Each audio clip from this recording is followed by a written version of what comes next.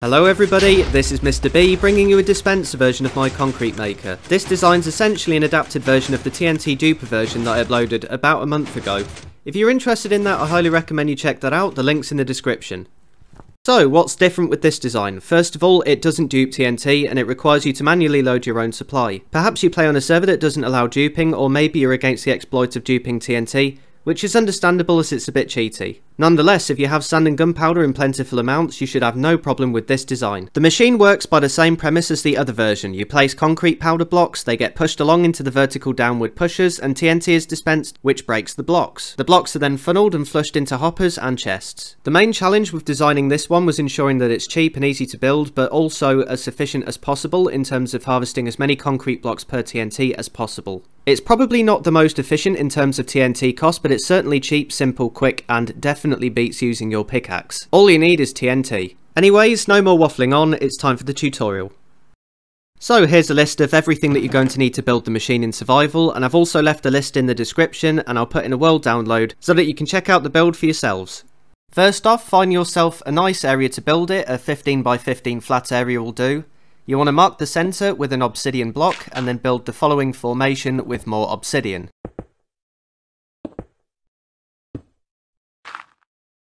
After that, build 5 solid blocks across the front at the bottom and then place solid blocks like so. You then need to place 6 chests like this. Shift click hoppers against the back of those chests so that they're pointing into the chests. Then place 3 glass panes and a couple more chests. These aren't going to be used for anything, but they allow the broken blocks to straddle the edge of the hoppers as they get washed in. And then just place a water bucket here. Now it's time to build the water funnel, so grab some solid blocks and build 4 blocks out on each side of the obsidian. At the ends of these prongs you want to build out 3 blocks on each side, so that each is 7 blocks across. You can then join those up with a block here in between. Fill all of this in to make a big flat platform, and then next place 3 blocks on each corner, 1 block higher up than the platform. And then 5 slabs on the outsides of those.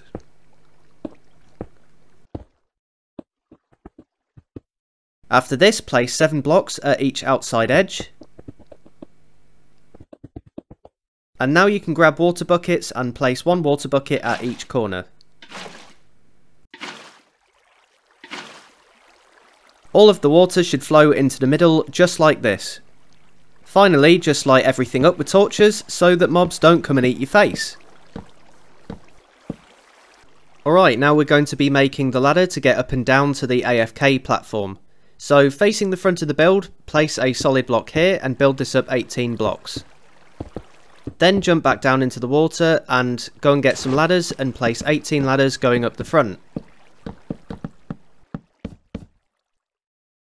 You'll then want to come down to the 5th ladder and build a big dirt platform on this layer to make building the rest a lot easier. Just make sure to light this up with torches though. Next you want to place an upwards facing sticky piston behind this ladder and face a comparator into the piston. Then place an observer facing this comparator. Now you need to place a temporary block here, place an observer facing into it and break the temporary block. Now place 3 droppers facing up and 1 facing this way. Place a solid block and a comparator this way away from the ladder. Behind the comparator, place a furnace and fill it with some junk blocks that you don't need, something like dirt, that would be perfect. Now you can come back down to your dirt platform and into the lowest dropper face a hopper and another hopper going into that hopper. Then come back up and place a hopper running into the top dropper, followed by a chest on top, then face a hopper into the chest and put chests on top of that. Then you just need to place a block here. Alright, now grab some blocks and encase this hopper here, leaving an opening in the middle, and then place a torch in the middle down here. Do note however that this torch is very important. You must place it here because it breaks the falling powder blocks as part of the anti-clog mechanism. Don't use any pressure plates or anything else, it has to be a torch. Anyways, place 4 blocks like so, and then cover those with redstone.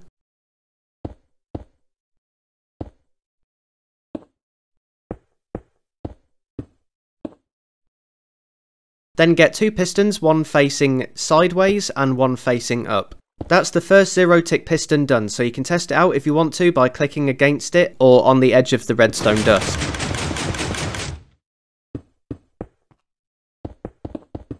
Next, get a slab and place it here, then surround that with trapdoors and close them. Then place a water bucket in the middle. Again, place the top half slab here, surrounded by trapdoors. And then place water. The water column will then hydrate the powder blocks, turning them into concrete as they go through the system. Now we're going to be working on the block divider, so from here place a temporary block and build out with 7 solid blocks, then break the temporary block. Jump down to the dirt platform and place 6 pistons, 3 here and 3 there. Now place a temporary block on the end piston and face an observer into it, then break the temporary block and place a furnace behind the observer. Then put redstone dust on top of the furnace and face an observer into it. Behind the observer, face a sticky piston downwards and put a solid block on its face. Put a solid block with a repeater pointing into this block here. Finally, place a block here and cover all of this with redstone dust. Also, place a torch on this observer here to prevent mob spawning. Time for the downward pushers, so first place a temporary block on top of this first piston, and then another on top and 2 more out this way. From here, build a couple of 5x3 solid block platforms and cover these with redstone.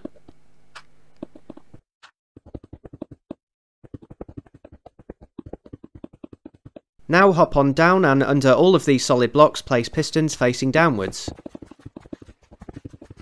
And now in the middle at the far ends place 2 temporary blocks and face observers into those. Then break the temporary blocks and place 6 furnaces like so.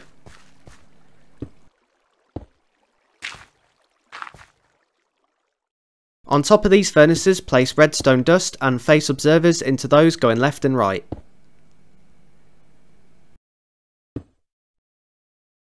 Behind these observers face sticky pistons downwards and put solid blocks on the faces of both. Next get solid blocks and place them under the observers and face repeaters into the solid blocks on both sides. And then finally staircase some solid blocks up like this and cover them with redstone, and again on the other side.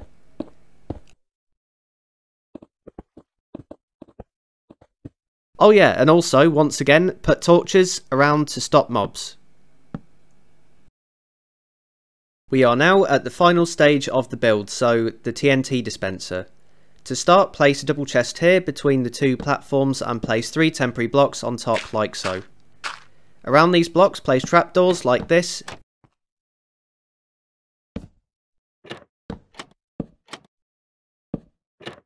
But over here, place a glass block. Now place a honey block at the end, break the temporary blocks, and then place a sign. If you then go round to the side, you can place a water bucket against this glass block here. Now that that's done, place a temporary block up here and place a downwards facing dispenser, not a dropper. It has to be a dispenser. And then face a hopper into that. Then place a chest on top, because this is where you're going to be loading your TNT. Now come over to this corner and face an observer towards this redstone, put a sticky piston facing towards the dispenser, and then finally put a block of redstone on that. Believe it or not, that is everything done, so now all you need to do is get rid of the dirt platform, fill up the chest at the top with TNT, and then you get your concrete powder and fill up these double chests. And then before you start, take just 1 block of concrete powder and hold it in your main hand. You also want to make sure that you have no others in your inventory, otherwise your hand won't refill. But you're now set to start placing powder blocks, so stand on the comparator and hold down right click on either the piston or the edge of this redstone dust, or the block that went before it, whichever places blocks fastest for you. For some reason, I'm not sure why, it varies depending on where you build it, but just try out clicking on different places. In some places it will click slower, in some places it will click faster. If the farm happens to have broken, this is probably what's happened. So this block here has got stuck. All you need to do is just break this block and the whole thing should get going again. And there's also the chance that this might have happened, but that is extremely rare and I've never seen it happen. But if that were to happen, all you would need to do is just break these blocks in front of the observers, and once again it should get going. So I'm going to try my best to answer a few questions that some of you might have about the farm. The first question is probably going to be, will this work on bedrock? My answer is no. The reason being that zero-tick mechanics don't work on bedrock, according to the internet, so don't take my word for it. But I don't recommend using this as it's highly unlikely to work. Will this farm work in future updates? It should do, unless there's some major patch that prevents zero-tick functionality, but I very much doubt that this will happen at least anytime soon. You're probably also thinking, do you really need to use a honey block? Well, the honey block is imperative, as it ensures that the TNT explodes in the correct location at just the right time. Without it, it would blow up the storage area, so don't do that. I'm also going to answer why there's so many furnaces in the build. So the furnaces are immovable blocks, which means that they won't be moved by blocks which are pushed by the pistons.